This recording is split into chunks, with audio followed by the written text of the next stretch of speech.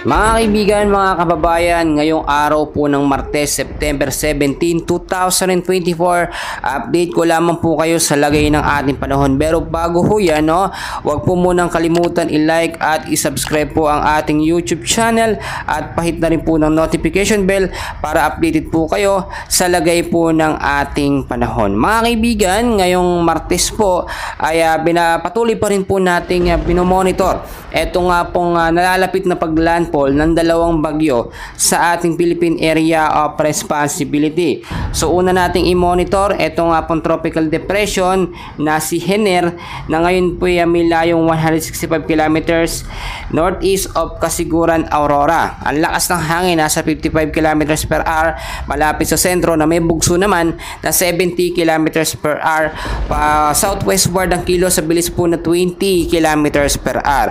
So mga kaibigan, mas malapit po itong tropical depression Hener, pero ito namang sinasabi natin na tropical storm Pulasan, international name po niya, ay posibleng maglandfall within 24 to 48 hours sa ating Philippine landmass. So posibleng mas mauna itong depression o tropical depression Hener at kasunod naman ito nga pong si tropical storm Pulasan or bagyong Helen. Ang lakas naman ni Pulasan mga kaibigan ay nasa 65 kilometers per hour malapit pa rin sa sentro na may bugso pong pumapalo sa 80 kilometers per hour pa northwestward po ang kilos sa bilis naman po na 20 kilometers per hour. So ang pagkatala ng Pag-asa mga kaibigan, inaasahan po na area ng Metro Manila, Luzon at Visayas at Mindanao ay patuloy po makakaranas ng maulap na kalangitan na may pabugso-bugso po mag-ulan dahil na rin po yan dito sa tropical storm at tropical depression na ating binabantayan. Kasama na ang trap ng kanilang hangin na pinapalakas po itong hanging habagat. Unahin na natin i-update itong si Hener mga kaibigan. Umahampas ngayon ng lakas ng kanyang hangin. Ang rain bands po o rain bands ay papalapit po. Yung galaw nitong si Hener ay inaasahang magdadala ng malakas na pag-uulan at pagbugso ng hangin sa ilang bahagi po ng ating bansa.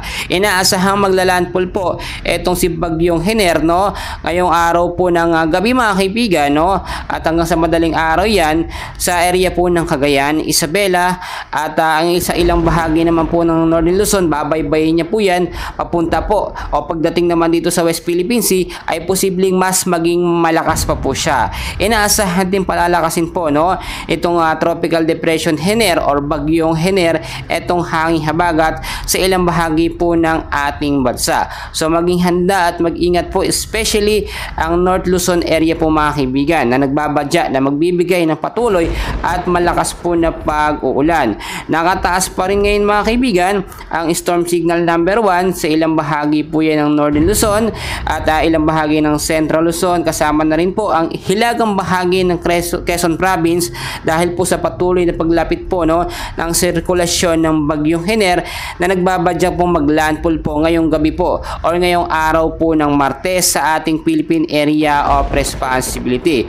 So maging mapagmatsyag tayo mga kaibigan dahil hindi lamang po si Hener bagkos ito rin pong si Helen o Pulasan ay binabantayan din natin. Inaasahan na within 24 to 48 hours ito yung maglalandfall na o papasok ito sa ating bansa. Mas tatahakin niya itong silangang Mindanao mga kaibigan. So mas mauunang maglandfall dito nga po sa ating Philippine landmass itong si bagyong Hener at pwede yung sundan po nito nga pong si bagyong Pulasan or bagyong Helen. Bukod pa dyan mga kaibigan, sa dalawang bagyo na ating minomonitor ay may nabuo pa rin o may nabubuo na naman pong panibagong cloud cluster sa loob ng Philippine Area of Responsibility na posible pong maging active low pressure area. Mabilis po ang pagbuo nito nga po mga cloud cluster dahil sunod-sunod po yung mga bagyong pumapasok ngayon sa ating bansa. Kakatapos lamang nitong si Ferdy o Bibingka na nasa labas ng par at yung trap ng kanyang hangin patuloy pa rin pinapalakas si habagat, sinundan pa nitong si Hener at papalapit din ang pagsunod naman nitong si Helen o Pulasan, kaya naman po mabilis nakakapag-circulate ang mga cloud cluster sa loob ng ating bansa.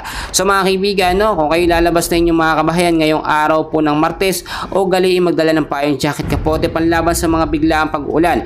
Makipag-ugnayan din po tayo sa ating LGU sa banta po ng eskwela kung meron po kayong pasok dahil ang ilang bahagi ng ating bansa ay nagtaas na rin po no, ng suspension na wala pong pasok dahil ngayong araw nga po ng Martes inaasahan po ang pabugso-bugsong pag-ulan. No? Bigyan ko kayo ng konting review sa mga lugar na walang pasok, yung mga hindi pa na-update. Sa Ilocos Region, no? Lugar po ng Ilocos Sur, Pangasinan, Dagupan, all levels po yan, public at private. Cagayan Valley, Nueva Vizcaya, Quirino, all levels din po, public and private. Central Luzon, Nueva Ecija, Gapan City, wala pong pasok yan. In-announce na po yan sa LGU nila mga kaibigan. Tarlac, no? Province, Capas, no?